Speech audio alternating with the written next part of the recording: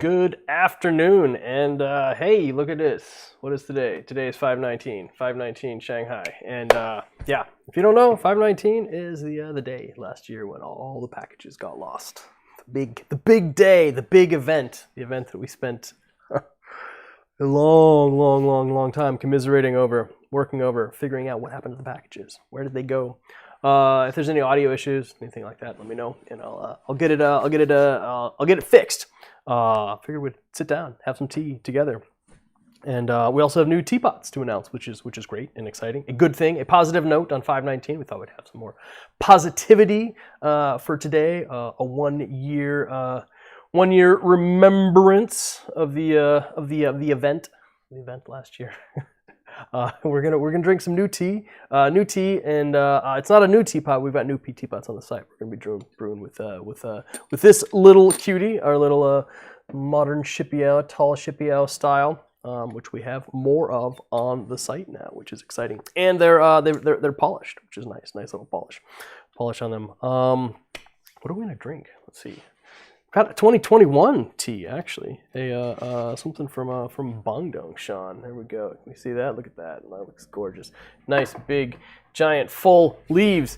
Yeah, what's awesome. It's so great for you guys to join us, have tea. In fact, even a wild lamu may even appear and have tea with us. She's working on some stuff, but she might have some time. Lamu, do you have time to join us for tea today? Absolutely. Awesome. She's got her super amazing Crimson Lotus tea leggings on. Yeah, tax season was done. Tax season's done. Everybody. So we may see more of Lamu. Lamu is no longer entirely busy with tax preparation and all the stuff that she does. She's a CPA and accountant, does all of our taxes and does taxes for tons of people. If you guys need tax stuff done, Too late. it's too late. wait till next year. Yeah, let me get this chat popped up a little bit bigger so that I can see it. Let's see. All right, cool. Miss Katsteen's enjoying the rum barrel. Hey, Katstein, what's going on? Awesome. Local tea girl, brewing up some stuff.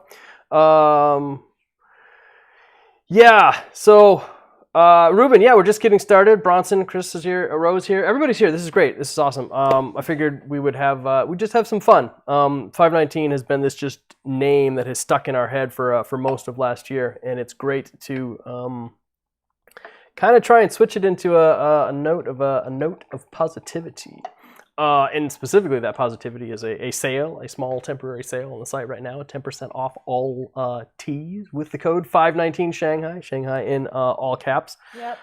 Can't go wrong with that. So if you're in the market for a gorgeous new Jianshui teapot, you can pick up one of those at the same time. Get some tea. Get some tea at discount. Yeah, we're very excited about our new teapots.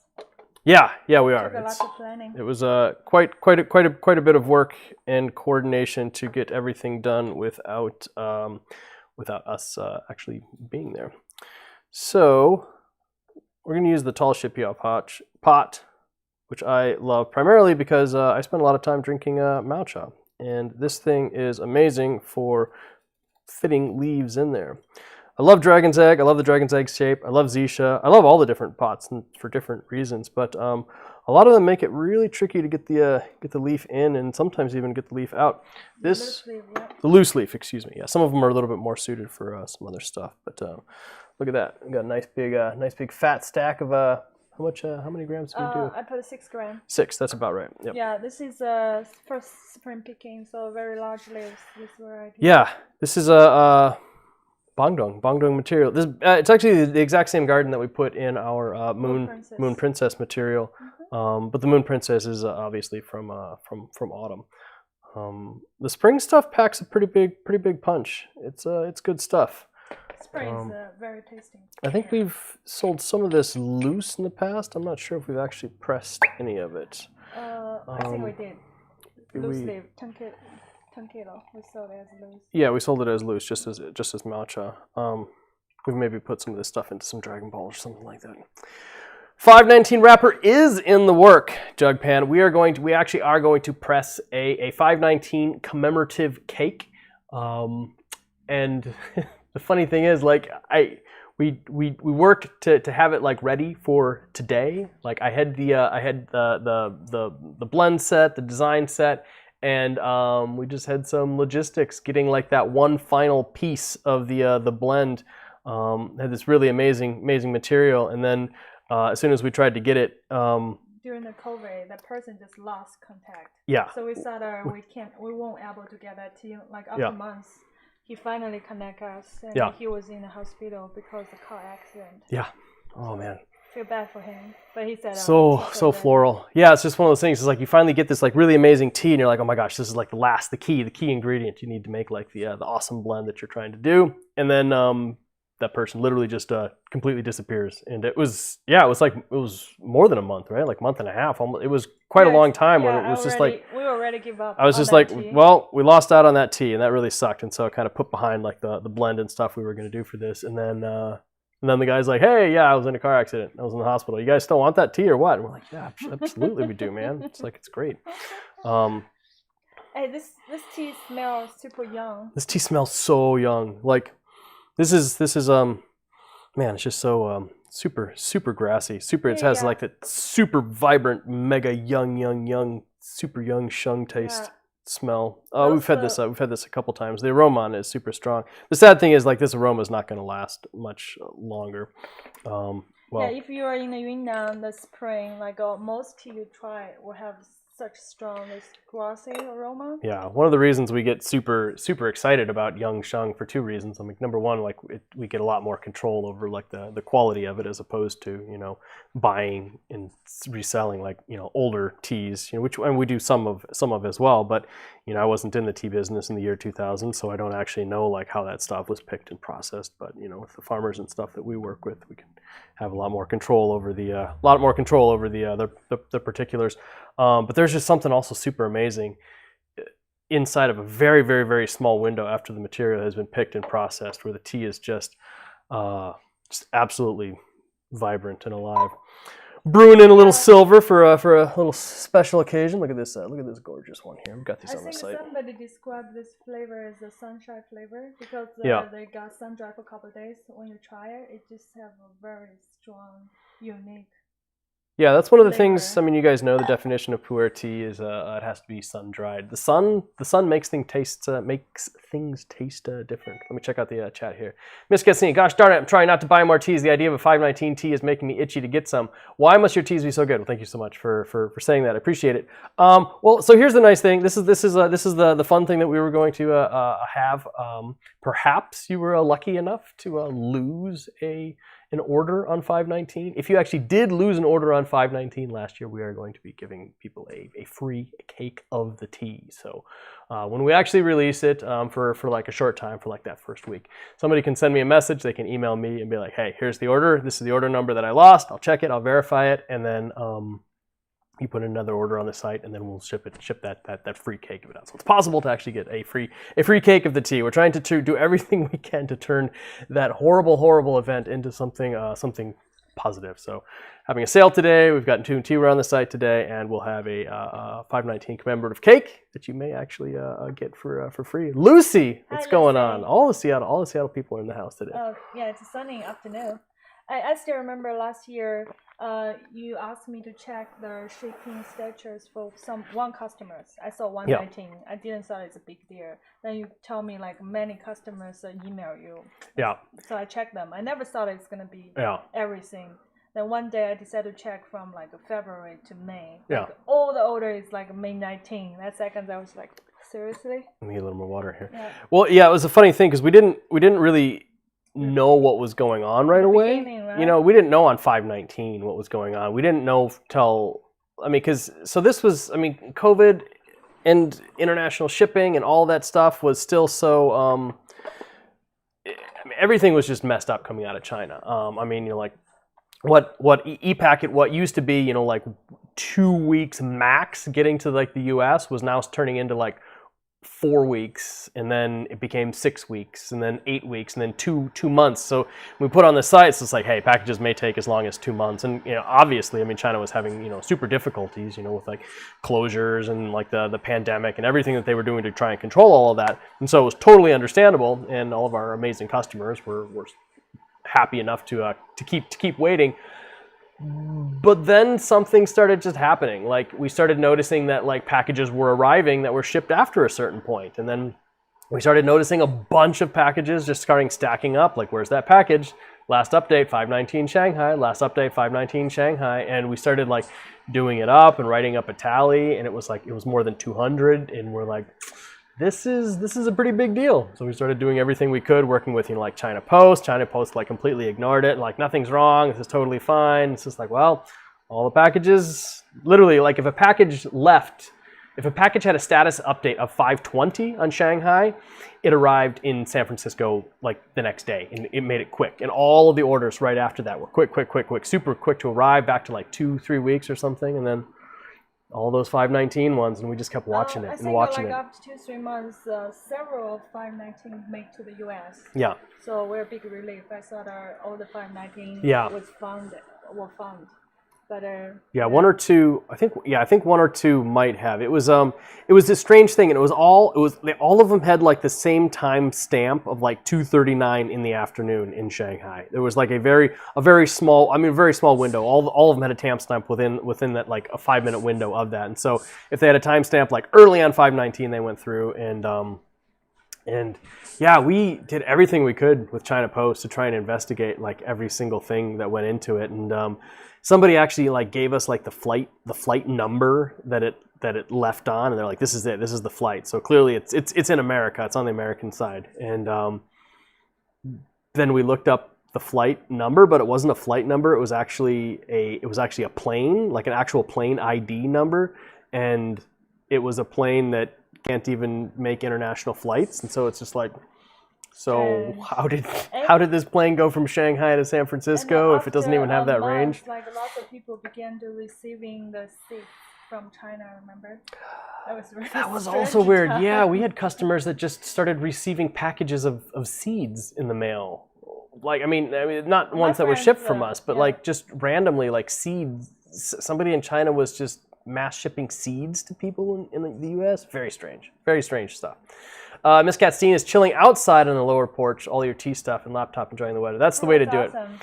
And like I'm so I want to find it too. Like we put a significant amount of like time and effort into finding those packages, and it was we reached an agreement with customers that had teas that were lost in that. I was just like, well, you know what, they'll probably still arrive because everything at that point in time still was arriving. We don't know when. We'll ship you a new one, but if the other one arrives, like just kind of like reimburse us, trying to. Because I mean that's a super stressful thing. It was already a stressful year, and people were trying to like pre-order teas so they'd have enough to last through the pandemic, and then things weren't showing up, and like it was just. I mean, we could certainly tell that like all of our customers were having stress about it, and so we could feel that and empathize with it, and just try to make it as easy as possible. But we still talk about it. 519 Shanghai. I know, and I think last year people really need tea because people work from home. You need a little tea. People needed tea last year. You have all your going to study in the home. People need tea this year too. Yeah, and we put in a lot of time and effort. Like I talked to other tea vendors, and other tea vendors also tons of 519 Shanghai orders. So it ended up just being a big loss. But we're gonna turn it into a positivity. Turn it into a positive. That's what you got to do. Life gives you lemons or something like that. Yeah, so the 519 blend is gonna taste like a. Look at that, it's gorgeous. Experience. Well, so that was the idea. It's just like, how do you? Because we really appreciate like the idea of storytelling in teas, and the idea that like wrappers and the name and the material itself tells a story. And so I found a very particular material that was really good. It was definitely quality material, but it just left a really unique bitter taste in your mouth. So that was it. Like as soon as I tried this, I'm like, Lamo, this is it. This is the 519 cake. This is it. This is what we're doing. Like this tea like starts off good and then leaves a bitter taste in your mouth. Like I don't want to like make you think the tea isn't good, because the tea actually is. Yeah. Sorry guys. Spam phone. Sorry. Spam. And like garbage. Yeah, after we found that tea and we think it's perfect for 519, then the guy lost the contact. And then the guy was just gone. So I was just funny. like, I'm like, this is it. I'm like, this is the tea. I'm just, are you sure? Are you sure you want to do it? I'm like, no, this is it. It was a really, really amazing tea. Very, very enjoyable, but just had a really strong, very unique, different bitterness than we get into a lot of things. You know, like some of our teas are like super bitter, like Slumbering Dragon has like a really unique bitter quality to it. And this one here was just like, wow, this is just, you know, like at first I was just like, I don't know what to think of this. And then I was just like, you know what, this is good. And then I was just like, this is 519. This is 519 Shanghai tea. Totally is. Yeah, I'm excited about that tea. Happy. What's going on? Good day to you as well. I didn't realize this was going to be going on today as well. Kind of put this together last minute. Been thinking about what to do for today for a little while. Wanted to do a little 519 Shanghai sale. If you're just tuning in, 519 Shanghai, the code all caps. CrimsonLotusTea.com. Get you 10% off all tea, which can be nice if you're purchasing a new teapot. You need some need some tea to go with it. New teapots. Yes. So we went with kind of simplified the selection a little bit. Generally, kind of figured out like what we think our customers have purchased most of in the past, and it's Dragon's Egg, the tall Shipia, which is excuse me, this shape here, and then put a little bit more here, and then the Zisha, which is always a classic. Just a little bit more up into the top, be great, thanks. And brown, which is red, also red. I mean, they call it red in China, but it generally kind of looks more brown. So it's kind of like a ruddy, polished brown look. I don't have a super good example of it right here. Oh, the top is not. Yeah, no, it's a little tricky to grab that. Yeah, so the black ones with a nice polish on those, and then the white ones, which we paid extra to have just a super aggressive, awesome polish on there, and that's all done by hand. I mean, they've got some different machines and stuff that they kind of sit there and hold with it to get it done. Yeah, but, white clay is really tricky to white clay just looks gorgeous, just absolutely gorgeous once it gets like a really high polish on there. It's incredible. And the white clay is, I mean, the white clay itself costs more because trying to find like a pure vein of like the white clay in Zhenchui, they generally take it and will mix it. So like the black clay and stuff actually has white clay mixed in it. It has the different colors of clays, the five color clays that people talk about with Zhenchui. It's actually in that blend. I think the black clay is actually just on the surface. The black clay is actually just just on the surface. Inside She's right. Still, so you can actually see that, right? So you've got the black on there actually comes from carburization. Carburization, is that the right term? From the kiln when they introduce a carburizing agent, which is basically something that just makes the smoke. And the smoke at the right stage creates the black. So you can't actually do black and red in the kiln at the same time. So you actually have to fire them separately. The same with the white ones. If you want the white to look like that super good pure white, they've got to be fired different temperatures. And it's tricky. We've ordered some teapots in the past where they didn't really pay attention to like the actual like blend of the white clay, and they used like a different blend when they were making the spouts versus when they were making the handles. And the spouts, the body, the spouts in the handle had a different color white than the body, and it just shows up.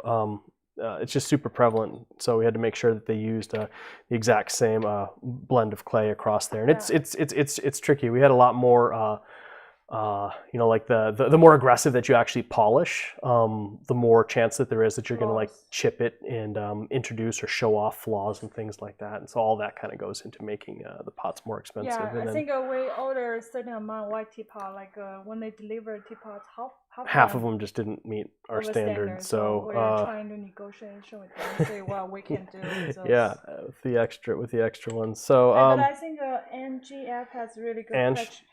Do you think the colors affect the tea differently or about the same? Because you were asking them the same questions. It's interesting because the potters aren't really tea connoisseurs. And I think you ask them, and you want them to make you a teapot from each different clay. Yeah.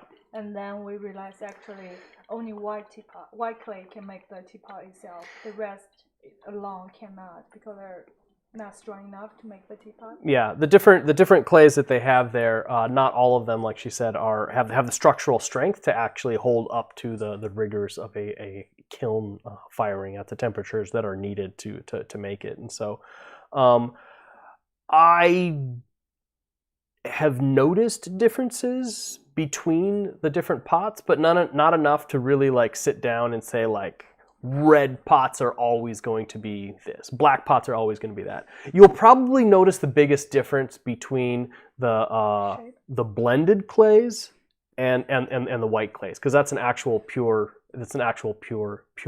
clay. But you know, even still, I've not really sat down and spent like a lot of time. And then it's also kind of tricky. Like the differences that I notice, I've never really been able to absolutely nail down that those differences were definitely specifically because of the clay or some other variable that was introduced. So I've noticed that the white clay, like I said, I've noticed the white clay is different, but I haven't been able to fully ascertain that. The Zera, doesn't the red in the black Gen Shui pots come from polishing? Well, so for example, what happens is in order to get the teapot lid to fit, yeah, this is polished, and so it's polished so much that the actual black is polished off, and so the black itself is relatively thin, right? It's a smoky layer that gets introduced to the exterior surface. The exterior surface of the pot. Yeah, so it's you could, if you polish it, you could actually polish the black all the way off. The red teapots that we have are not, the smoke is not introduced into the kiln, so they don't get that black, and so when it's the original color, and so when they get polished, they kind of turn into a very bronzy brown, really brown or red, depends on the blend. Depends on and each shop has their own blending formula. What have we done with the white pots that didn't meet our standard? That's what we're trying to. We're still trying. We're still trying to figure it out. You know, if the potter's willing to work with us on either taking them back, or like making some more, or potentially selling them to us at a discount. If he can sell it to us at a discount, then we'll sell those as kind of factory second kind of things. But we're in an awkward position because if we're paying full price for it, but it doesn't like meet the full price standard, like I don't feel right like passing that cost on to the customer who's expecting like $100 level pot, and then they get it and it's got like chips and chunks taken out of it, So yeah, we worked with him a couple times. He's pretty good at what he's doing. Yeah. I don't think this time he really paying. Yeah. Made over standard. Yeah. So we may have to find somebody different to do the white clay pots and teas and things for us. And you've got a black one of ours. It'll be fun to compare the new white one. Yeah, it is. And like let us know what your experience level is. I'm always happy to hear what let me get a little more water here. What other people think of their experiences and stuff with them. And I actually have like so many different pots that I'm always trying to brew something different in all the different ones when I go. And so I think that people that maybe just have like one pot who sit there and like brew again in that one pot will immediately be able to tell what a new pot is and does different from that. So I'd very much love to hear your perspective on that. And I think we have one Gen Shui teapot which is wood fired, and it can impact the flavor dramatically because it's wood fired. The wood fired ones definitely. You can definitely tell a difference in the wood fired ones. A little bit of that glaze, the pitch glaze and stuff gets in on the pot and stuff like that. And so that's definitely interesting. So you can definitely taste the difference in wood fired clay versus not a wood fired clay. Jug pan, you're right. Handmade imperfections are normal.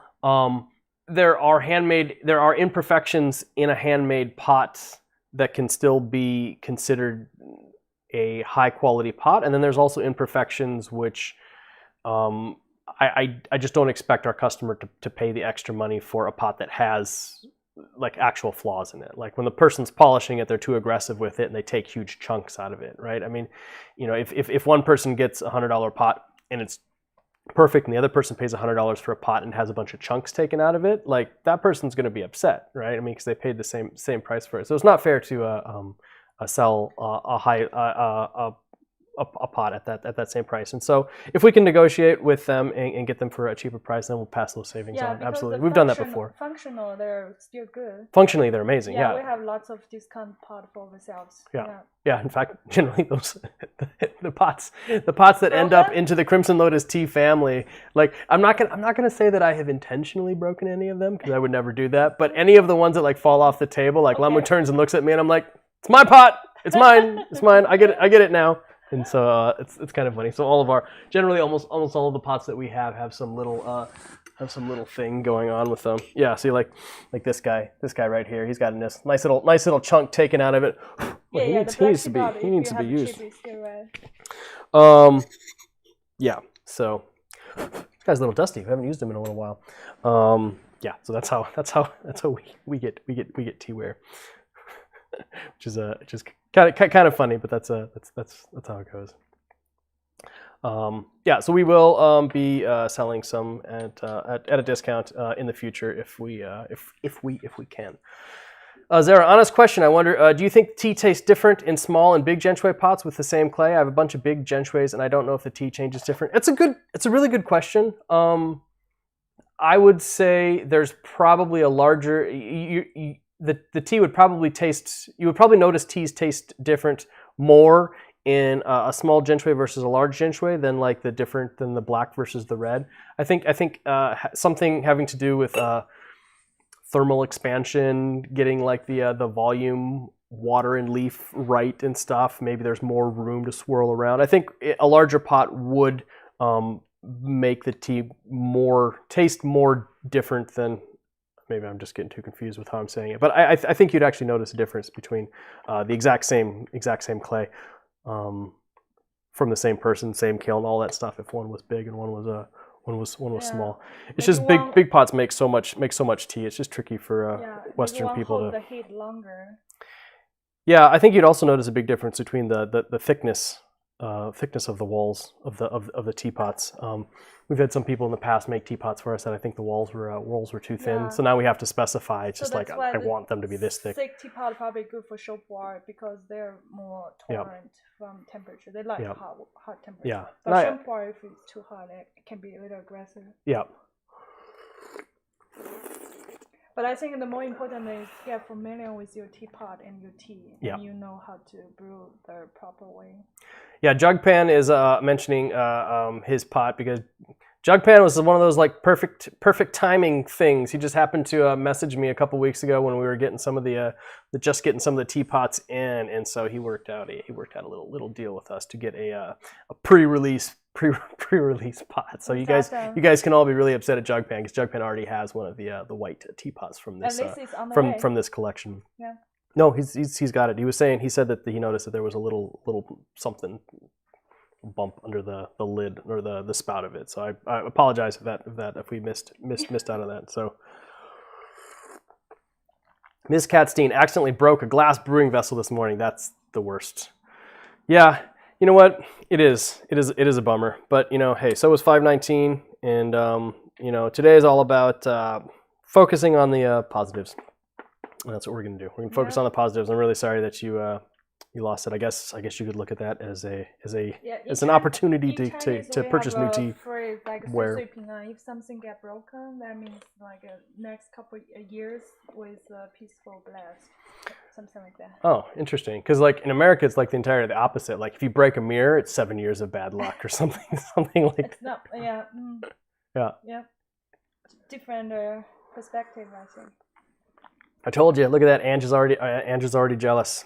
You guys can be jealous at Jugpan, or you could just be happy that Jugpan was in the right place at the right time. You never know. If you message me like late enough at night, what I'll put together. But it's just hard to do it for everybody and wanted to do like a. I know I'm getting tons of messages. Hey, what do you got? Hey, what do you got? Speaking of things that we got, because I'd love to talk about some new things that we got.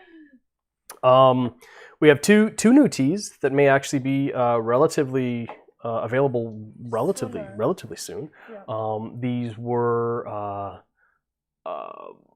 existing materials pressed by friends of ours, and that they have had in their collection. You know, have extra material, press it for whatever reason, and we're always kind of poking around, seeing what people have. The one thing is a 2009 Jingmai, which is super good stuff, pressed into 357 gram cakes, big cakes, and then a pu-erh from 2018, 2019, about 2 or 3 years old now, a couple years old. pu-erh pressed a few years ago, also in a 357 gram Bing cha, and we're gonna have those. These are just things that were pressed and, you know, generically had no wrappers. They just, you know, like pressed them and stuck them in their warehouses, and we're excited to be able to get them. So we're going to be calling the 2009 Jingmai. I'm just going to call it 2009 Jingmai, but I made a fun little stamp for it and everything, which has like a we don't have that many cakes of it. Just a that one is very limited. Yeah, there's not that many of that. And like that one maybe just 100 cakes of it or something. Very good aged Jingmai representative. Aged Jingmai is pretty decent stuff. Yep. With like a couple years ago in Shanghai, with a little teapot with the 2002 Jingmai. That tea was intense, very, very. We did have a really awesome session with a really old Jingmai. So here's the thing: Shanghai in the spring season is it's like spring break. It's like a nonstop party, like all night long. They're always drinking tea. Every tea shop is open all along the streets. In fact, it's electricity is still a fairly relatively new commodity in Shanghai, and so a lot of places actually shut their lights off at night, you know, save electricity.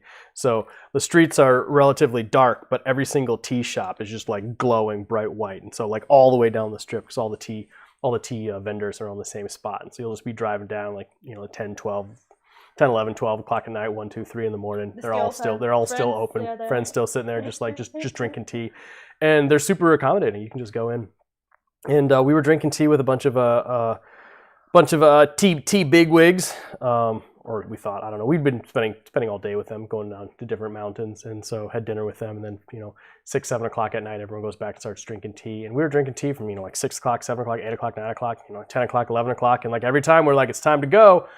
Like somebody would be like, well, hey, don't you want to try this tea? And it was like, there's this like level of one-upsmanship where they're like, every single person there is just like, well, I got this thing, you guys got to try this. And then it's just like even better than that. And it was like 11:30. It was almost 12 o'clock at night. And we knew we had to get up at like, start going to the mountains like 6 or 7 in the morning. And so I'm like, all right, guys, like, I'm sorry. Like, I gotta go. Like, this is awesome, but I gotta go. And then it was actually a Hailanghao. If you guys don't know Hailanghao, he's pretty famous in the in the tea biz. And so it's like 12 o'clock at night. Like Hailanghao like sees us get up to go, and he's just like, well, don't you guys want to try my 2002 Jingmai from my personal collection that I only have like 1 cake left of? And we're like, how could you say no? How can you say no? Like, you can't. It was just like, sure, man. Yeah, I'm not gonna say no to that. That's one of those teas you just never forget, you know. That's how they say, is it's like, how do you know what a good tea is? It's like, a good tea is a tea that you remember. Yeah, I'll never forget that tea. Quite a smaller teapot, and he packed that teapot full, so I don't know how many grams he put in, and it was very intense. He way overleafed that tea. Yeah, but that intense experience just in my memory forever. So when I tried that 2019 Jingmai, I was like, wow. That's what you got. Because we had a 2008 Jingmai. We still do, That was really good. Yeah. But after compressed, it lost it. Something is lost, but that tea was like triple the experience. It's very intense. Oh, Rashad is just like, Rashad hopes some harbor worker in Shanghai took your lost box of matcha. I kind of do as well. I hope that somebody has it. I know that they don't. That's the thing. It's like, I'm pretty sure that this stuff got dumped or burned or shoved into some garbage dump or somewhere, which is so sad. What a waste. Such a waste. But Rashad says, yeah, can you imagine if we all got our boxes years from now with several years of Shanghai storage on them? Well, if you do, you guys let me know. I'm going to be watching those tracking numbers. I'm going to know if they're coming. You guys better pay me for my tea. I would be so happy. Like, if that stuff actually ended up like showing up, like, I would be like ecstatic. That would be really amazing. That would be awesome. Shanghai is hot and humid. That would be but it's gonna taste like some storage center, or who knows? Like, it was like stored next to like some giant box of kitty litter or something. You can get a little bit more of that in there. Yeah, but we have to think positive. Thinking positive, yeah. Positive Shanghai And I human know Asian human people storage. like tea, and I know people don't waste stuff there, so they won't just burn it. I think that somebody must. Well, they have to open them all up. I don't know. Oh, and yeah. No sleep, tell Jingmai. Bump, bump, bump. I like that. Yeah, so that night, definitely an amazing night. Definitely very, very, very, very memorable. Hailang House, custom production, 20-year-old Jingmai. I guess it was only about 15 years old at that point in time, but good stuff. Yeah, Miss Katsine, it's so hard to walk away from good tea and good company, and that's what Munghai spring picking is all about. It's just sharing tea and having tea with your friends. And then meet all different interested people, like people from all over China. They come to the. Everyone from China is there. Yeah. Everyone. And then you see their vehicle license, like Beijing, they have to drive such a long way to go to the Yunnan. And that's kind of they all drive there too. I mean you can fly there, but it's like I don't know. They want a road trip, and so yeah, you'll see tons and tons of cars. And not like just like regular cars you'd want to drive in, like high-end cars, like people drove their like BMW from Beijing, which is that's like more or less like driving from New York to LA. It's gonna, and these are like China roads and stuff, and they've got pretty decent infrastructure right now, but there's a lot of roads that are still take a lot of determination to get through them, and yeah, tons and tons and tons of license plates from all around China in Munghai. It's party town. During the springtime, yep. Zara drank tea with an eBay buyer today for 2 hours because you were both interested in tea. He only wanted to buy your Chaozo teapot. Did you actually sell it? Did you make a sale? Yeah, tea's great. Tea's great like that. Tea can absolutely make you friends. It's perfect. And I think we made so many friends because of tea. Yeah. I mean, every tea tasting, people were coming, and everybody have so much interesting story.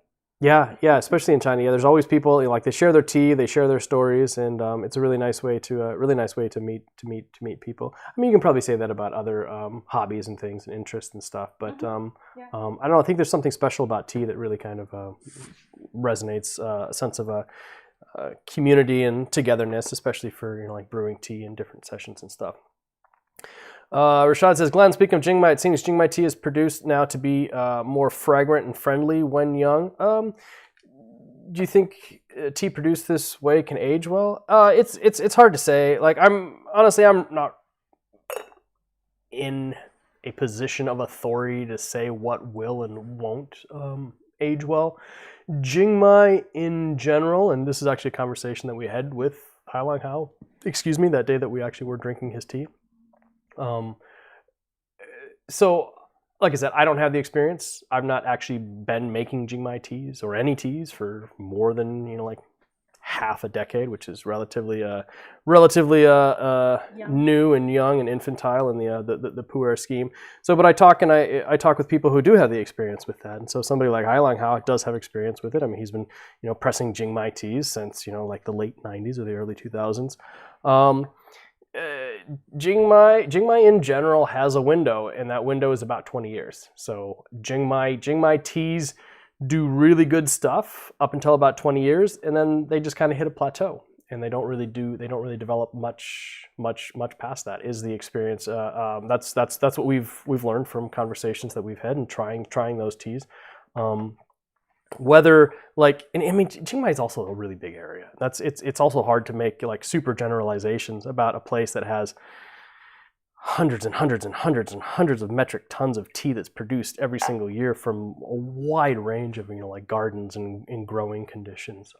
Yeah, and the people process scale will be different. Yeah, and it's just one of those things that's kind of hard to know. There are Jingmai teas that don't taste like Jingmai, but Jingmai has this generic expectation of being aromatic and honey smelling, and so if a Jingmai producer is producing teas that don't have that, then it might not meet like the expectation that the customers in the entire market has that Jingmai is supposed to taste and smell a certain way. So if the market's all expecting it to have this experience, who who are we to tell the farmer to not do that exactly? You know, I mean, I could if I was making like a very specific, you know, batched order or something like that. But you know, the farmer's got tea to sell. You know, they've got you know, families to feed and things like that as well. And so if the market is just like, we want Jingmai tea that tastes like this, that's the tea he's going to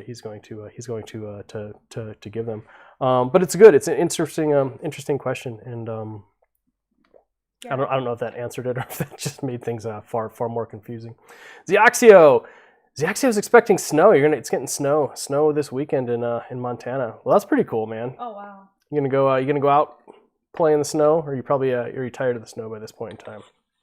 Right now it's Seattle's best season ever. Seattle's gorgeous right now. When it's Absolutely sunny, incredible. It's beautiful. This is it, and this is I mean, I could say this is a COVID blessing. The fact that I wish that we were in China right now. It would make some things a lot easier. But we miss like the best weather of the year in Seattle, and so the last 2 years in a row, we've actually been able to enjoy Seattle's spring and early summer, which is definitely a blessing. You take what you can. Yeah, it's Rashad. Yes, as with all questions regarding tea, probably specifically pu'er. The answer is yes, but actually no. It's too. My old teacher always too nebulous. Yeah. It depends. That's how the answer is. It depends. Yeah, it's. So I hope my answer was obfuscated enough to not put me into a difficult situation. So giving a specific answer that somebody will prove me wrong on someday. Yeah. That's the other thing as well. It's not absolutely answer in the pu'er industry. I learned that very early on. There's no absolutes. There's no absolutes in pu'er. You know, you take what you can get and learn from it and come up with your own decisions, your own results. And for tea, if it's enjoyable, then usually it will age better. Than my experience. Good tea, once it's aged, it's always gonna taste really good.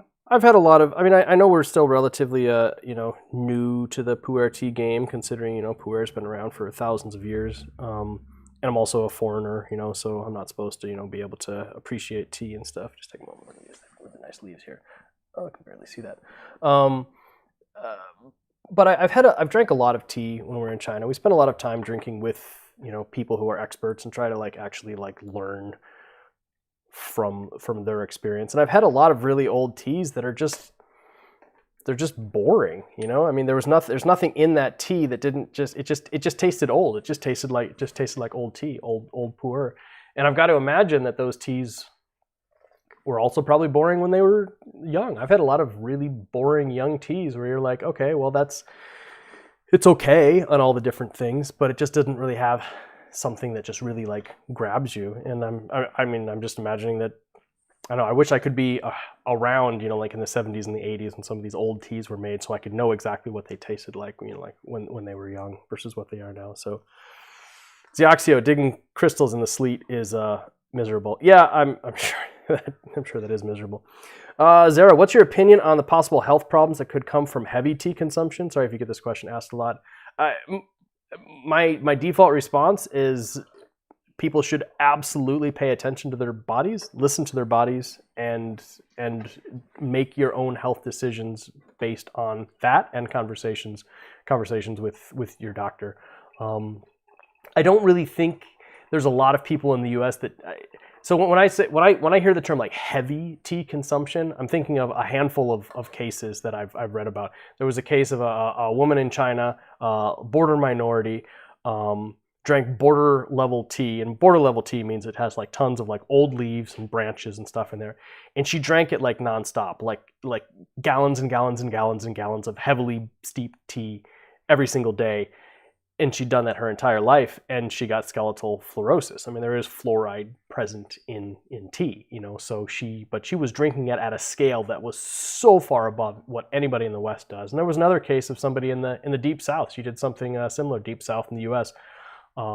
Tea bag level tea, in a 1 gallon jug, sun tea in the afternoon. But she was drinking something obscene. Using 50 tea bags in one, container, and then she would drink 5 of those containers a day, and she'd been doing that for 10, 15, 20 years. And so, yeah, she got skeletal fluorosis and had a ton of health issues from that. So we definitely recommend that people listen to their bodies. Like if your body is telling you that a tea isn't good, or if you're feeling bad after tea sessions, work that out with your healthcare provider. I say most time you need to also have some food, because some tea may be very sensitive to your stomach. Yeah, there's some teas that I know I can't have on an empty stomach, and so I won't. But I wouldn't go so far as to say those are bad teas. I just know my body. Pu'er tea, I can almost always drink pu'er tea on an empty stomach, no matter how strong, and I'll be fine with it. Unless it's something like laobanjiang. Laobanjiang will just wreck me. Yeah. Absolutely wreck me. And in China, people always have little candy or snacks next to the tea table, because some people have low sugar. They will need some candy right after having tea. Zara drinks about 3 to 6 liters a day. Also goes further with your tea leaves and makes more infusion than most other people would. Yeah, if you're getting like a lot of sessions out of your leaves, out of the same leaves, you're drinking a large amount of water. I mean, those tea leaves, if you were drinking like 3 to 6 liters of tea a day, and every, like 500 milliliters, you were like redoing new leaves in there, yeah, you're going to get, like an, exponential amount of, well, I guess not exponential, but you'll get a growing amount of, like higher concentration. But yeah, if you, it's something to talk to your doctor about. Absolutely. I'm not a doctor. If the FDA is watching, I'm making absolutely no health claims one way or another. I do seriously encourage people to have a conversation with their doctor about health claims. That's my final answer. Ms. Katstein, tea bags they're a necessary evil, I guess. I mean, they've certainly. It depends on which leaves in the bag. Depends on the leaves that are in the bag. I mean, here's something that may blow your minds. Like our non-no mini mushrooms, one of our arguably most popular show pu'ers that we've ever sold. Really good stuff. Really good quality, amazing show pu'er. The guy stopped selling them to us because he can make more money crushing them into powder, putting them in tea bags, and selling them in France. And that's what he does right now. So if you are buying tea bags in France, you may be drinking non-no mini mushrooms and not even know it. So I wouldn't say that those ones are evil. It's just a matter of perspective, I guess.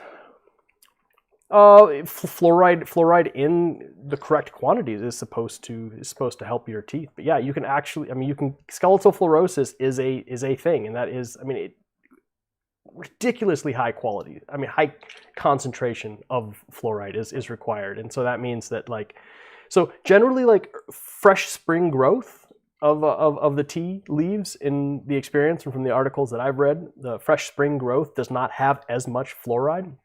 It's the stuff that's been on the tree for a really long time. So the older leaves and the branches, and so a lot of times the border level tea. This is it's basically tea for the masses in China. So these are ridiculously poor minority groups in China on the borders that don't have any money for tea, and so what money they have, they will buy the absolute bottom level cheapest tea that they can get. And the reason it's cheap is because it's sold by weight, and it has tons of branches and twigs and stuff in there. And those branches and twigs that have been on the tree for a real long time have higher concentrations of fluoride. And so when they're steeped for a really long time, it puts a lot more fluoride into the tea than somebody who's just drinking first bud, first leaf, spring picking. So at least that's the conclusions that I've been able to draw. I know, Ange, how it is kind of sad, isn't it? It's but it's kind of fascinating. You never really know what's in your tea bag. And this is this guy's whole business. He's been in pu'er tea since the 80s. He actually worked at Daiyi. He worked on the Baba Qingbing project. He was actually a project manager there. He's famous. He's known in pu'er circles. He's known in China for his contributions to pu'er, and he has a stockpile of old tea that you would not believe. Which is useful. And that's his business. Is he crushes it into powder and puts it into tea bags and sells it in France, because he can make an insane profit margin on it. So it's his business. Lucky to be in France, I guess. People are drinking much better tea than they realize, and it's just sold generically as tea. Nobody even knows. Nobody who's buying it in France has any idea that they're drinking. Maybe 80s vintage pu'er. They're just drinking tea. Yunnan tea. It's really kind of funny to think about it. I should actually reach out to some of my friends in France and have them see if they can find any Yunnan Tay and send it to me. Maybe I can actually recognize and find out what it is. That'd be kind of cool. I know, Miss Katstein, but I don't know. Powdered tea is still tea. Yep. I think the bigger tragedy is just any type of factory that would actually be sweeping up like dust off the floor and pressing that and putting that into tea bags. Yeah. That's pretty, But pretty if somebody's disgusting. taking a high quality tea and putting it into something that can grow it, brew it in concentrated manner, it's like we may actually at some point in time. I've got tons and tons and tons of like leftover dust, from bags and stuff or tea productions that we've done.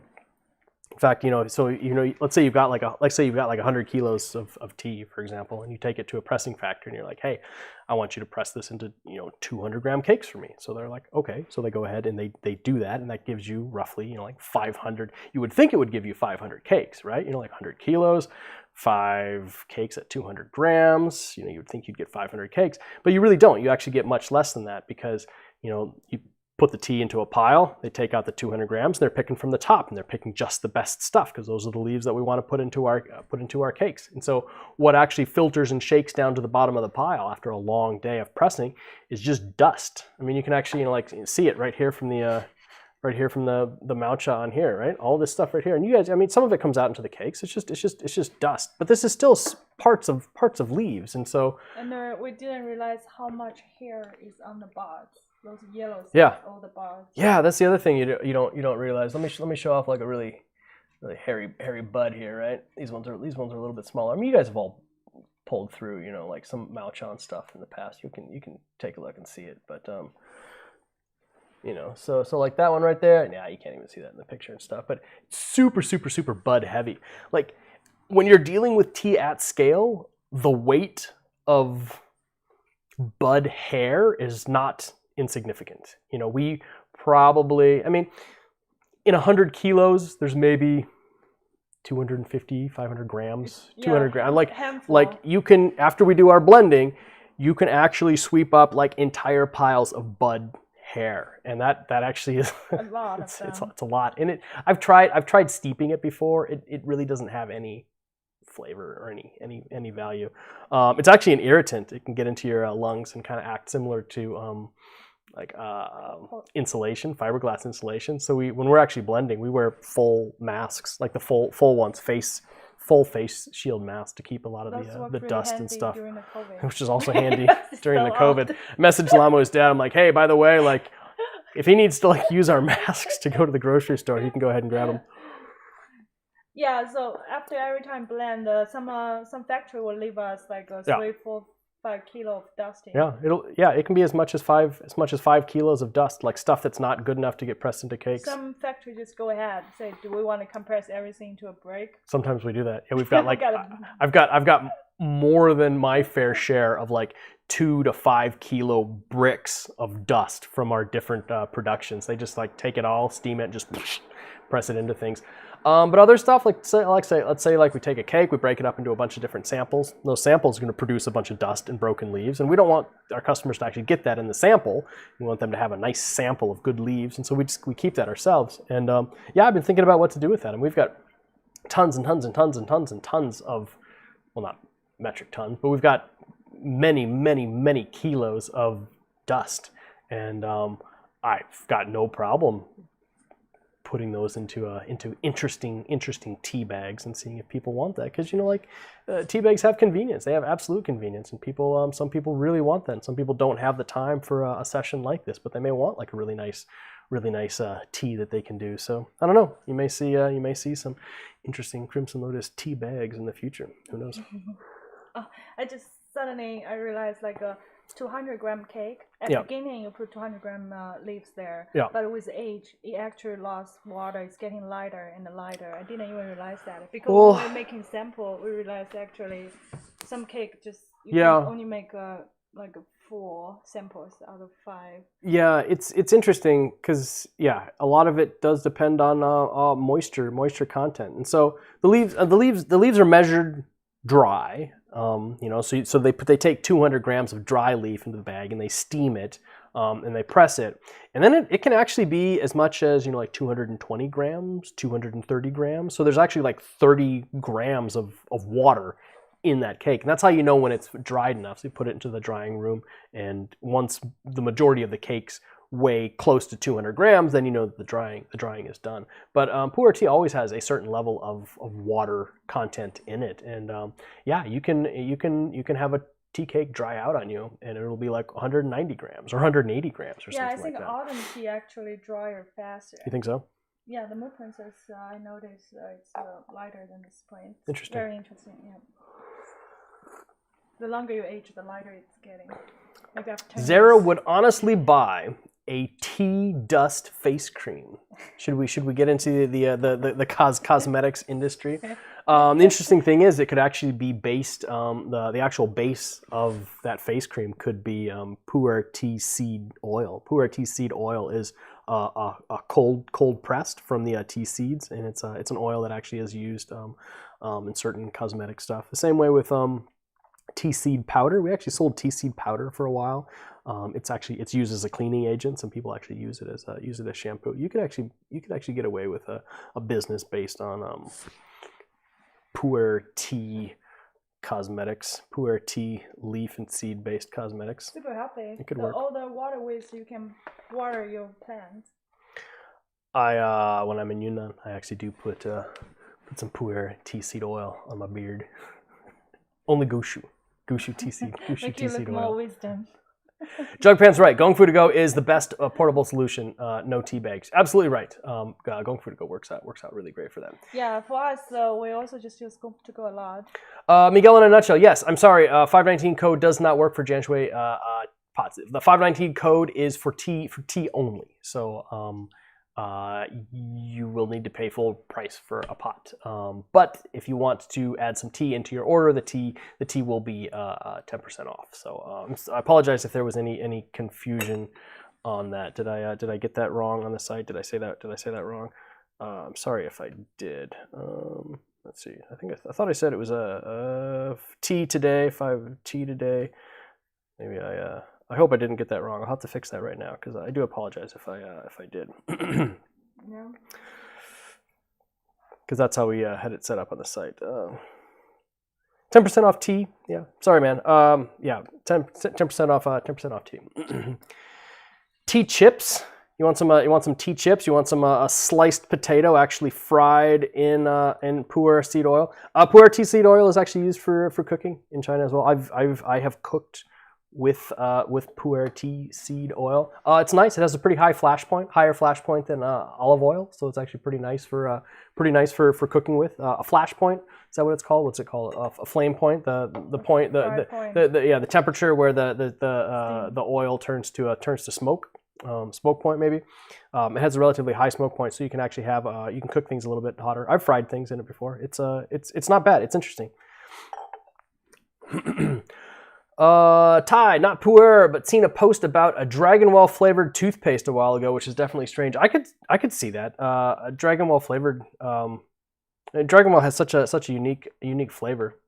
That could totally work. I could see it. Marshall Blanton, personal preference question: do you separate aged show pu'er pot versus young show pu'er pot? I do. Yeah.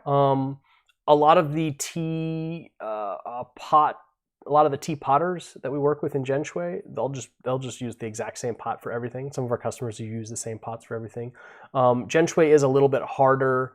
The clay is harder to season, so you can probably get away with it in Jianshui more than you could with Yixing. I think some of the Yixing pots that are super porous, you absolutely have to separate them out. I do as well. I mean, thankfully, I have access to a lot of pots, so I have the ability to have like show pots and sheng pots and aged sheng pots and things like that. And so, but I think if you didn't have that, the rough rule of thumb is if the teas smell and taste similar, they can go in the same pot. So if you have like a really old show and it tastes like an old sheng, It may work. in the same pot. You may be fine, and your mileage may vary. You know, like some people can't tell a difference at all, and then other people are like absolutely they'll only ever do it like one pot, or even like some people get like super particular, like only one mountain or something like that. So it all comes down to personal preference and what your expectations are. Excuse me. Yeah, Miguel. Sorry if that was sorry about that. Just tea.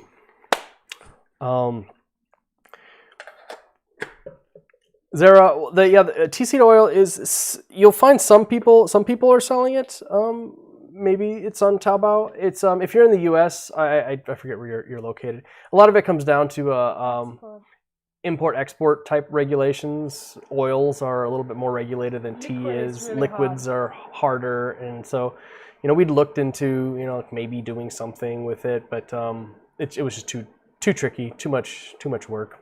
So the Oxio wants to grow a small tea plant at home. You can, yeah, you can buy them online, ship them out, set up a little greenhouse, grow one in your living room.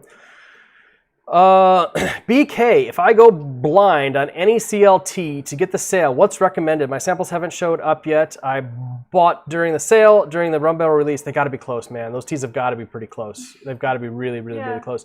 You're looking for blind buys. I'm really happy with how Believe turned out last year. Like when people are asking me like what's a blind buy, I've been saying Believe because I really liked Believe a lot last year. I found myself drinking it more than others. You could probably ask people here in the chat if anybody in the chat had blind buy recommendations for BK. Toss them in there. If Lucy's here, Lucy's going to say Jade Rabbit because that's what she always recommends for blind buy, which is also another really good blind buy, but it is a little bit pricier. Jugpan just found the oil on Taobao. Ooh, popcorn. Oh. Pu'er oil popcorn. That could be nice. Take some of your gushu, crush it up, sprinkle it on the top.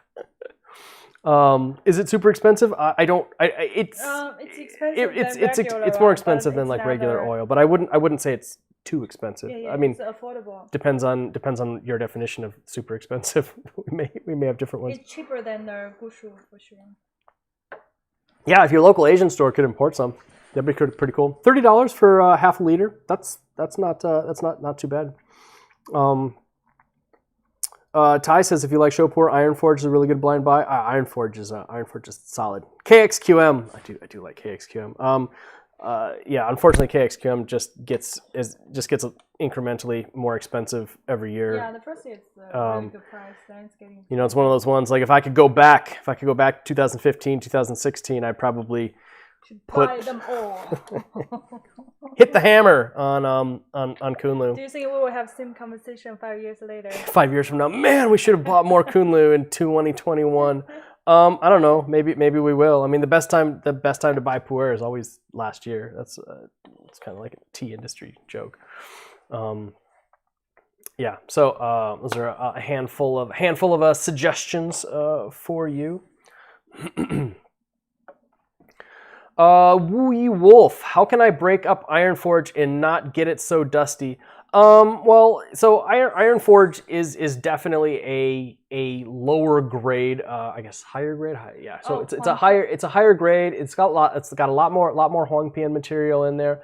Huangpian material is stuff that is much easier to break because it's potentially got fired in the fire a little bit more. And pu-erh itself is also, when you break up, it's more crumbly, and so there probably actually isn't a way to not have dust when you break up that cake because the leaves are just a lot more fragile. So I wish there was an easier answer. I mean, you could potentially steam it open, but I think you're still going to find that there's a decent amount of dust in there. Yeah.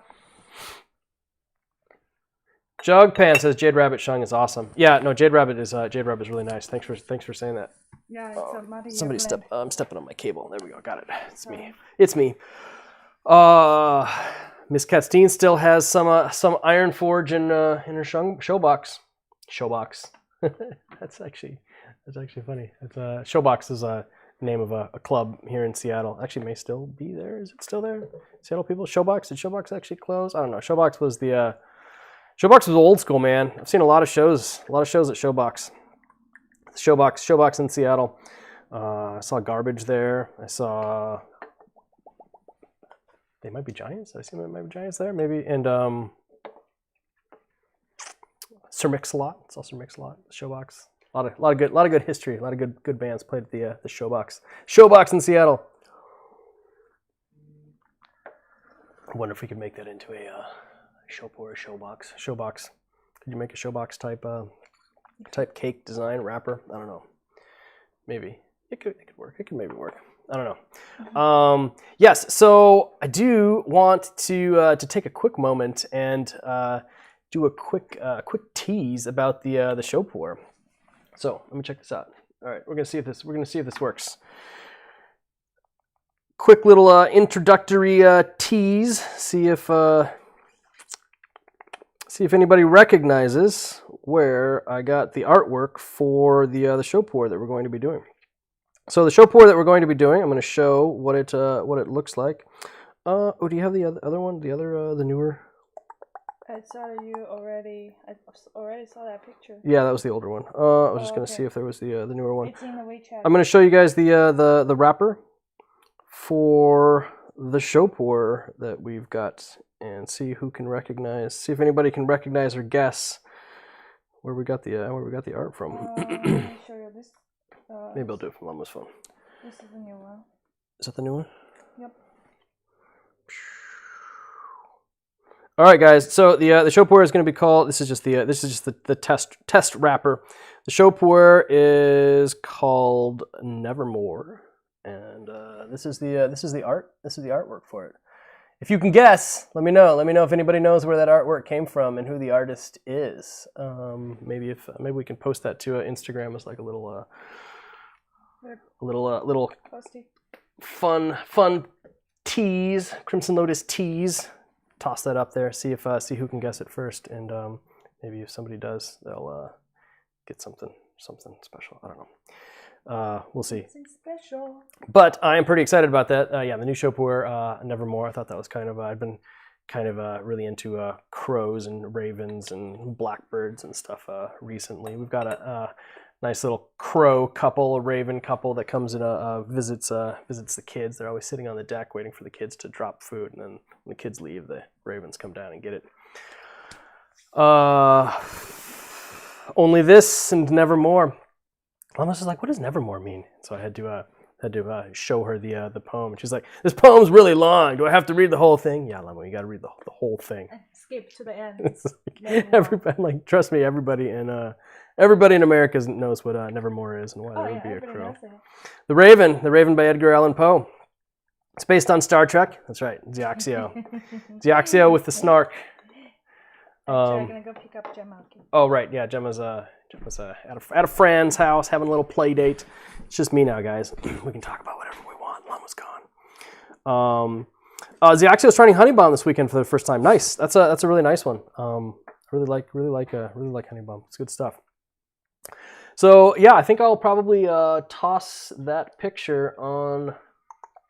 Put a little tease up on Instagram the next couple of days or so. See who can guess who the artist is for that wrapper, because it might surprise you.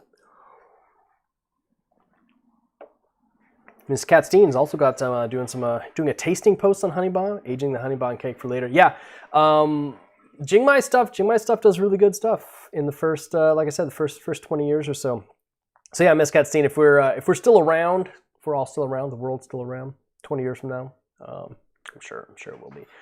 We'll have to get together, drink that, and see what it is. What's the blend? In the Showpoor? I don't know, because this is a cake some friends of ours pressed, and they pressed it a couple years ago, and it was just good stuff that they put together. They've been aging it for a couple years, a little bit of a drier Kunming storage, which I prefer for Showpoor after the first couple years at least. It's just nice. It's really nice tea. Big 357 gram cakes, just generic stuff they pressed and put together. I thought it was really good stuff, and so good opportunity to make a fun wrapper. Neil Gaiman wrote a story called Nevermore. That's pretty cool. I don't think I've read that. I've read a decent amount of Neil Gaiman, but I don't think I've read that. I'll have to check it out. He does pretty cool stuff. Yes, I know. I keep telling Lama, like, this is a classic. This is a classic American poem. And she's just like, I've never heard of this before. Like, are we going to make a cake out of this? I'm like, yes, we're going to make a cake out of this. She's like, is anybody going to know what I'm referencing? Like, yes, everyone's going to know. Everyone is going to know what I'm referencing. She's like, all right, if you say so. So, and it's kind of fun.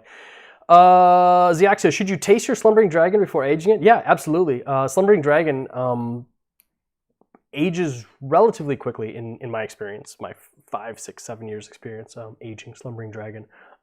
It is much more potent early on and mellows relatively quickly after just a couple of years of aging. So if you don't try it now, you might not be able to see that quicker transition. Whew. What is today? Is today Wednesday? Halfway through the week? I think so. Anybody got any big Memorial Day plans for when is that? When is Memorial Day? Another week and a half, something like that. It's not this weekend, is it? No, it's next. It's the last weekend in May, right? I lose track. You know, when you've in fact, the only reason I can keep track of holidays now is because Gemma's in preschool, and so they have actual like vacation holidays and stuff. Because otherwise, I completely forget things. It's like, it's like, why isn't there school this week? Oh, it's Memorial Day. There you go. Yummy Yam has some from 2015 you haven't tasted since. Probably should do that soon. Wow, that's I think that was the first year we called it Slumbering Dragon. I think we actually pressed it the year before, but just called it, Kunlu Wild. The 2015 was the first year we started trying to be more creative about the names. Although the wrappers were still generically wrapped with simple stamps, I think. Have I ever considered a tea themed after a horror movie or book? I don't know.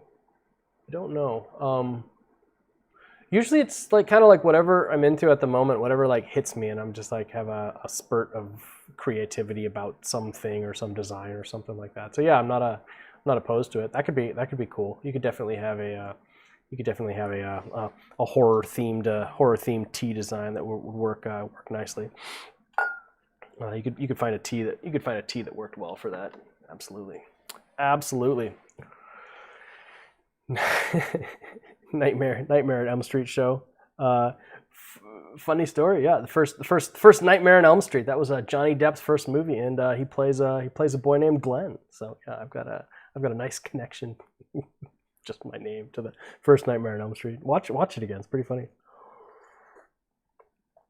Yeah. Well, this is Nevermore is probably the closest we've come to a horror, darker themed wrapper on that scale. Probably, but I don't know. I'll put some thought into it. See what comes of it.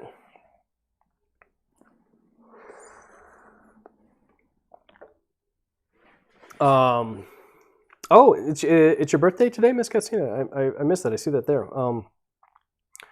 Cool, awesome. That's happy birthday. I'm celebrating your birthday virtually with tea shots and history videos. What's your history video channel? What do you like to watch? I like drunk history, but I haven't watched any other stuff in a while.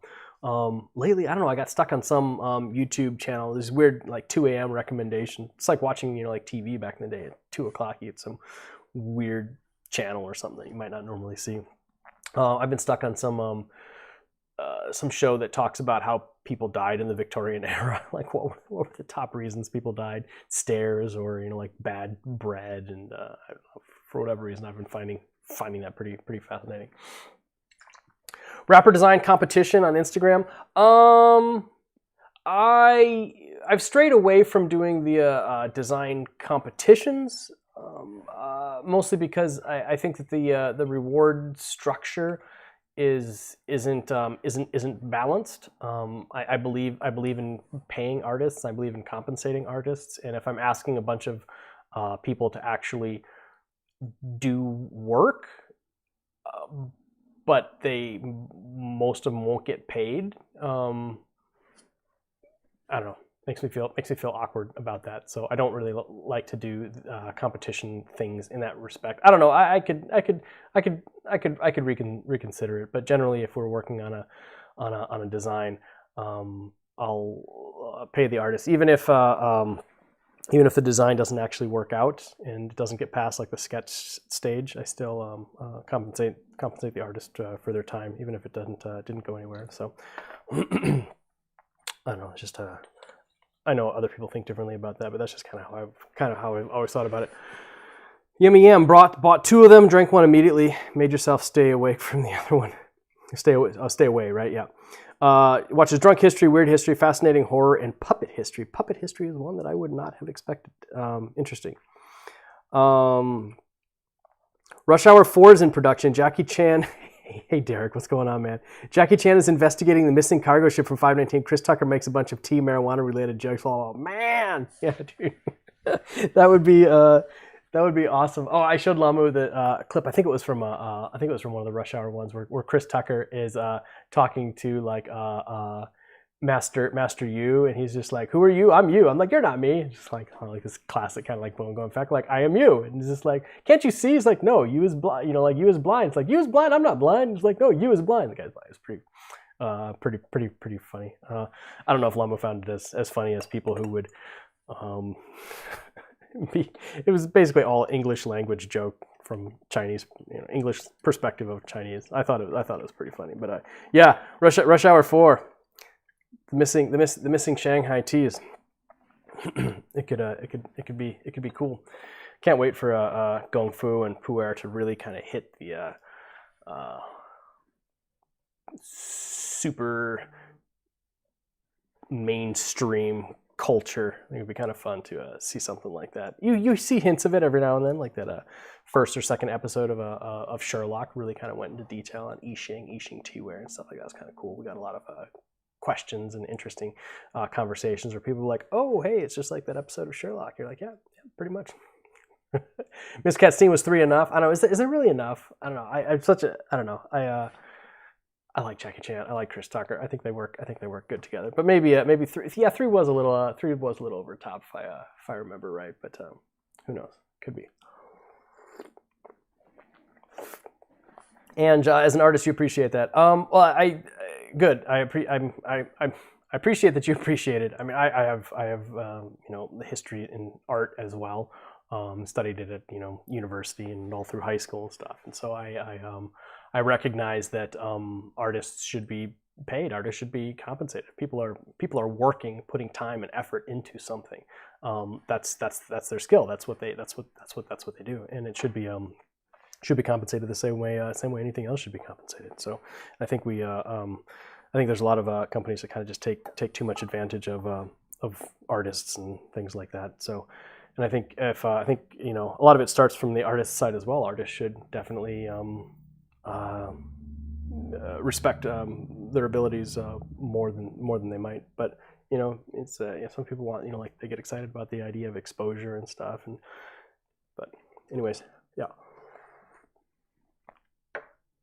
that's me, Oxio. Well, try. I mean, we still can't often pay all the artists what they want for their stuff. I reach out to artists all the time, want to collaborate on something, and they're super excited about it until I'm like, yeah, this is my rough budget, and then they're like, I'm like, we can certainly compensate for budget in tea, and sometimes the artists are really into it, and then they'll be like, yeah, all right, fine, I'll take half payment in tea, so we can work that out super well. But then if they're not, then they're like, they just don't talk to me anymore. Makes me feel sad. There's some artists I really want to work with, but they're just like, I message them, put together a proposal, take some examples of their work. Like even artists that have existing things that it would be literally no work off of their, no new work for them. I just want to pay for the right to put an existing piece of art on a wrapper. Once I throw out what we can pay, then they literally just never reply to me again. I'm like, well, I guess I didn't offer them enough money. So, whatever. BK picked up a cake of Believe in KXQM. Excellent choices. You have to let me know. Follow up with me on that when they actually arrive, and let me know what you like versus those two, because I think KXQM is absolutely stellar and easily year after year one of my favorite teas. But Believe, it's just good stuff. Just really good stuff. Ziaxio, a series with too many movies is Fast and the Furious. Yeah, you're right. And every single one that they come out with makes double the money of the previous one. So like, why would they change that format? That's actually something fun. The guy who that's a fun series of YouTube videos. The guy who was the technical creator for the Fast and the Furious movies, like he actually was a street racer. He actually owned a bunch of the cars and vehicles that were in Fast and the Furious that got like taken and modified to be made into the character cars. Forget his name.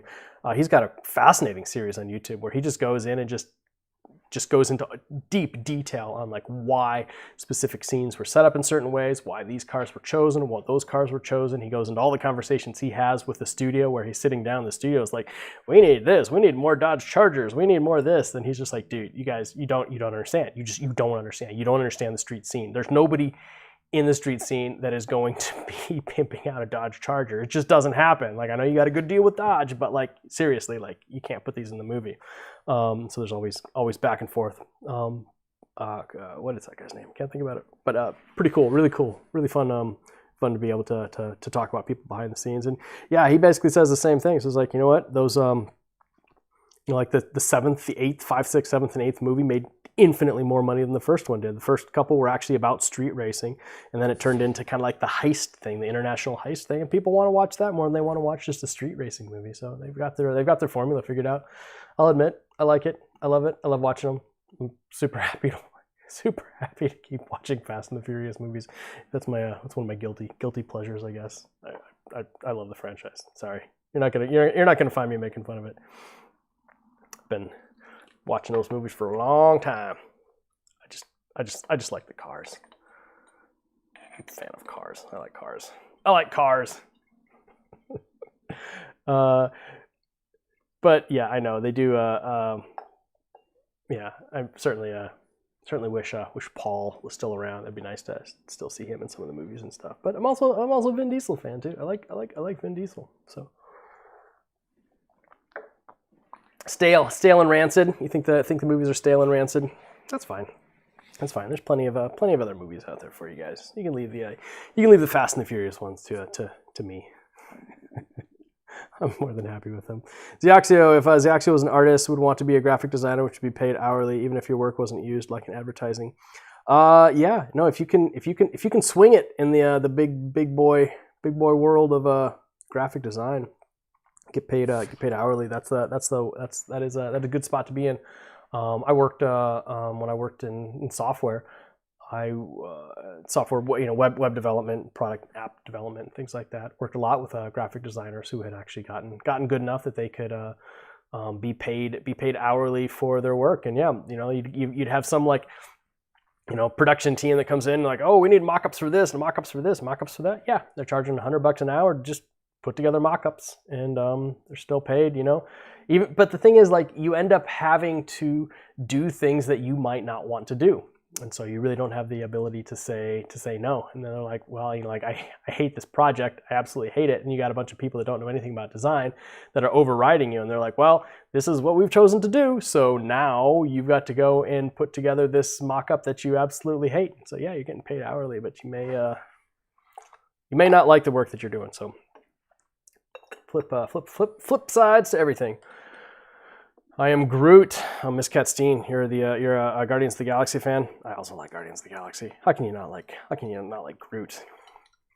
Pretty fun. Groot's arm is the handle for Stormbreaker. I didn't even realize that Stormbreaker was a name of a weapon in there when I named Stormbreaker what we did. But that was kind of cool to be able to see that. Technically, I think we got the Stormbreaker cake out before the movie, so nobody can say I was copying it. But Vin Diesel's real name is Mark Sinclair. That's fine. It's all good. I mean, everybody can have different names. If he wants to call himself Vin Diesel, it's fine with me.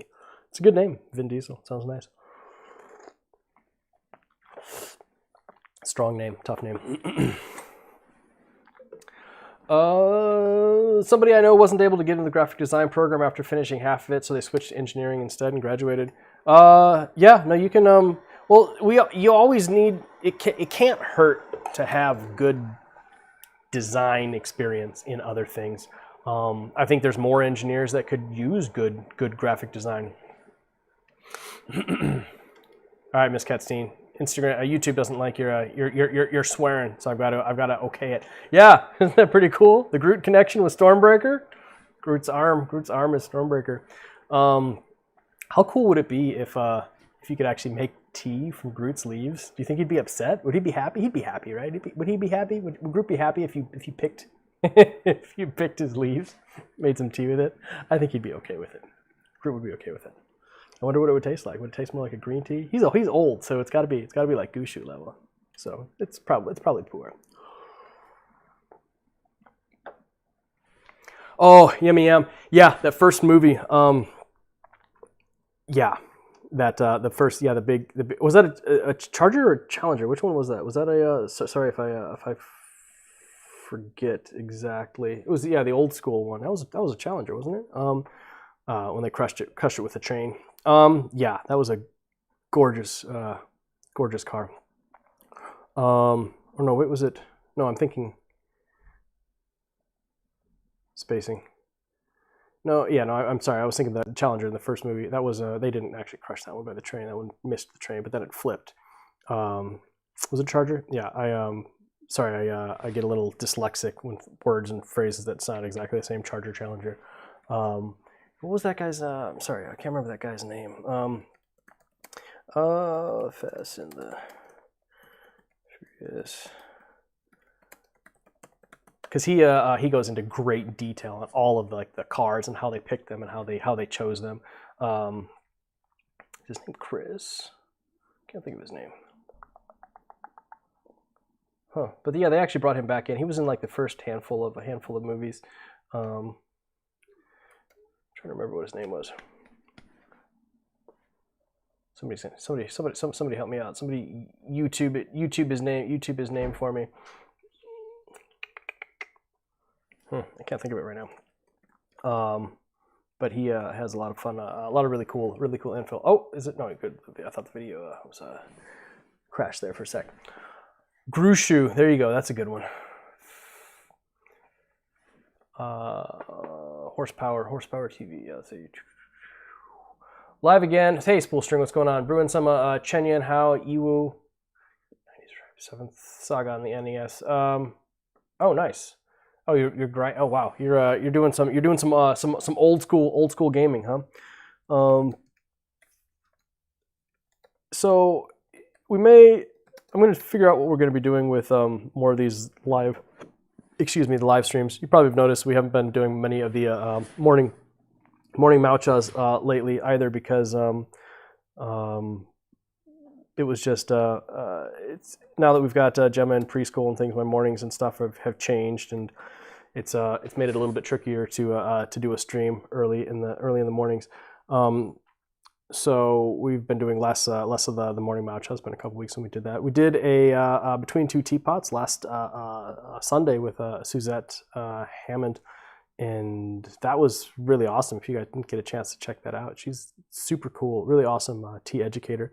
We'll probably put the Between Two Teapots on the back burner for a little while as well. You know, as we get into summer, we're working really hard on getting like the spring tea productions and stuff out and designs all set up, and all that stuff takes a lot of work and a lot of focus. And we've been putting a lot of effort into the Between Two Teapots episodes, finding good people and setting up and crafting good content and stuff. It takes a lot of time out of the busy or already busy schedule. So I may take a small sabbatical from the Between Two Teapots for a little while I work on queuing up some new people. So we may just do some random streams here and there. Maybe nothing regular, something kind of fun like this. Sorry guys, can't find that guy's name that who does those cool Fast and the Furious behind the scenes videos, but I forgot what his name was. So I don't know. Sorry. Yeah, so maybe switching things up, doing some random live streams here and there when we have time. If we're going to release some new products or talk about some new stuff, probably by the end of the month, we'll have the 2009 Jingmai on the site. We'll have Nevermore on the site, and new a new rum barrel made with black gold loose leaf material, which is I am really excited about it. Huh, that's weird. Yeah, YouTube used to recommend these things to me like every single 5 minutes. I can't find his videos anymore. So yeah. Anyways, we can stop talking about Fast and the Furious. Sorry, guys. Zara, regarding your thermos flask you mentioned earlier, do you think a very expensive item is a waste or unnecessary, even if it gives a great amount of joy and quality of life improvement? I mean, that's a question for you to answer. Everybody has different things that they will spend far more on than other people. And if it gives you joy and excitement and quality of life improvement, yeah, it's probably worth it. But I guess it depends. It's a judgment call, a value call. Not sure how I can fully answer that, but I guess I'd say yeah. We're gonna have another live stream like for the last rum barrel drop. That one was quite fun. Yeah, sure, probably will, because it'll be it's a fun event, and so probably put the 2009 Jingmai up on the site ahead of time, and the Nevermore up on the site ahead of time, but do like a live stream drop for the black gold rum barrel. I got I did get some negative feedback from it. Some people were upset that I had kind of structured it that way. They were upset because they didn't get it and things, and I feel bad, and I don't want people to be upset, but I know it's a fun experience for the people who actually are able to get it and who are actually there in the live stream, make like an event around it. So I think we'll probably keep doing it because I think it's kind of fun. It's kind of a good little marketing boost. And for some of the people that were upset, I kind of reached out to them afterwards and made up for it or something like that. Father's Day live stream with the kids? No, actually, when is Father's Day? I don't even know. Can somebody tell me? Like I said, I don't even remember when all these dates and things are.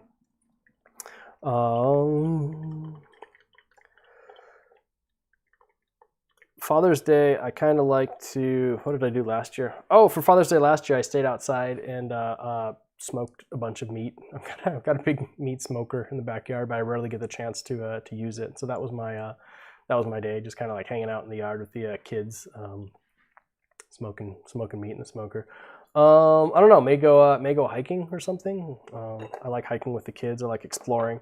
There's a really fun trail that we like hiking to, but it's like 20 miles off the highway off road, and it's a really long way to get up there. But I've been doing some exploring, and I think I found a trail that actually leads there where I could park the car earlier and then we could actually hike up to the trailhead, but it makes the overall thing much longer. But the kids are getting pretty good about hiking lately. They can hike a decent amount. June 20th is Father's Day. Thank you for that. I appreciate it.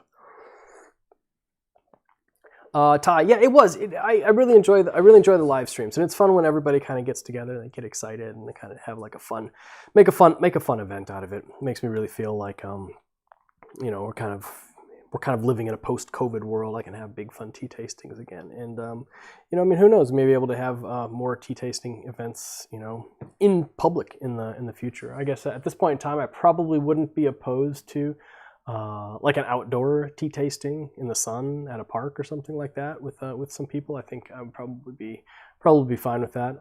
Probably still opposed to like a small, tight, compact room tea tasting and thing. If you can get some UV lights coming down from the sun to kill off whatever COVID may potentially be around, I may be okay with that. But yeah, it's taken a while to kind of come to that conclusion for our self. Father's Day coincides with the summer solstice. Well, that's perfect timing. Smoke meat with some tea. You've heard of people smoking some teas like cigarettes. Yeah, the smoked cigarette tea cigarettes are not that great. I've had them. Everybody sells them in China. It's the stupidest thing. It's just absolutely useless. It also burns ridiculously fast. It doesn't have like the slow smolder like an actual cigarette would, so you're only like 2 or 3 puffs and then the whole thing's pretty much just done. And it's interesting. It does, I can get some little menthol-y kind of like camphorish notes and stuff in there, but it's like, I don't know. Doesn't really do it for me. But Yeah, you could. I mean, I don't think that you'd want to. It would take a significant amount of wood, and the only trees that are giving old wood are, you know, old gushu trees and stuff.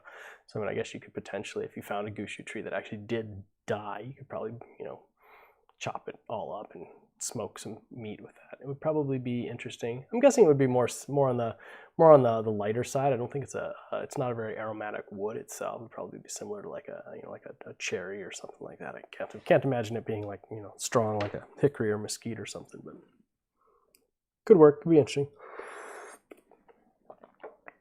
Invite some local tea drinkers to share tea during these live streams. It's a possibility. The trick is, in order to really do live stream stuff, I have to be inside, just with the setup and the computer and cameras and things like that. It would be really tricky. It would be harder to do it outside, at least with the setup that I've got right now. And so I'm not. In the future, we'll definitely have tea videos with other people, but we'll see. Spoolstring just ordered Manjuan Elemental. That's such good stuff. I think about that material a lot. That Manjuan, that was a really good purchase. I'm really glad that we were able to get that material when we did. You got some altered, the way, altered state, Stormbreaker samples. Nice. Excited. How long from China these days to the UK? 3 weeks-ish is probably average. The UK's been doing pretty good for packages from China. So, you know, fingers crossed. Always wish it, you know, Godspeed. Getting from China to you, wherever you are. So it's hard to say. Yummy yum. Yummy yum. Sorry, getting a little too drunk now. Yummy yum. Yeah, Altered State lives up to its name. It does. If you guys didn't get a chance to watch the hey, let's get super tea drunk with Janet video, Janet and Sharf Oolong Owl and I sat down and power steeped through Altered State and then power steeped through Stormbreaker. If you guys didn't watch that, it's absolutely hilarious. It's a couple videos back in YouTube, and that was a ton of fun. What a really fun session that was. Janet just gets drunk, tea drunk. It's awesome to watch. Deoxy extension cables, long Cat 5 Ethernet cables would allow an outdoor stream. Yeah, well, I'm actually streaming this over Wi-Fi, so I don't. I actually tried it, and I don't really need a full straight Cat 5. I could have wired it up here if I needed to, but Wi-Fi works fine.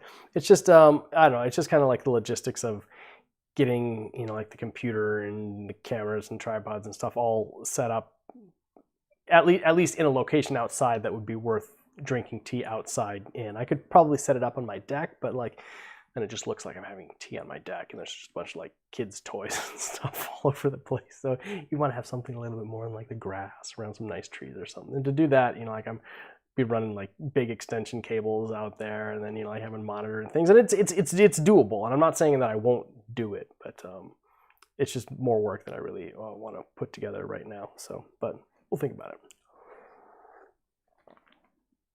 Guys, I think I'm gonna call an end to this stream. I'm really happy for everybody to tune in. Thank you so much. I've missed the one-on-one streams. Haven't done a one-on-one or a one-on-many stream for a while. I've been doing, you know, more of the between two teapots, which are interesting for their own respect. But this has been a lot of fun, and I'm really happy that you guys were able to take the time, sit down, and have a little tea with us and talk about some new things. Got some new stuff coming out. The 2009 Jingmai, the Nevermore pu-erh cake, black gold rum barrel coming up soon. Maybe in another maybe first week in January. I'll figure out a good day to do it. Make another little live stream black gold rum barrel drop party, which is kind of fun. And yeah, check out the new teapots that we've got. Pretty excited about that. Nine new teapots. And then for the rest of the day, if you're watching this stream right now, because it's going to be recorded, you could be watching it later. But if it is 5/19/2021, you can use the code 519 Shanghai for 10% off tea. Just the tea, not the tea wear. And 519 Shanghai, all caps, and we're gonna make this this crappy day last year into a good positive day. So I love you guys a lot. Thank you so much for joining in and having tea with us, and I hope you guys have a good rest of your week. Thanks.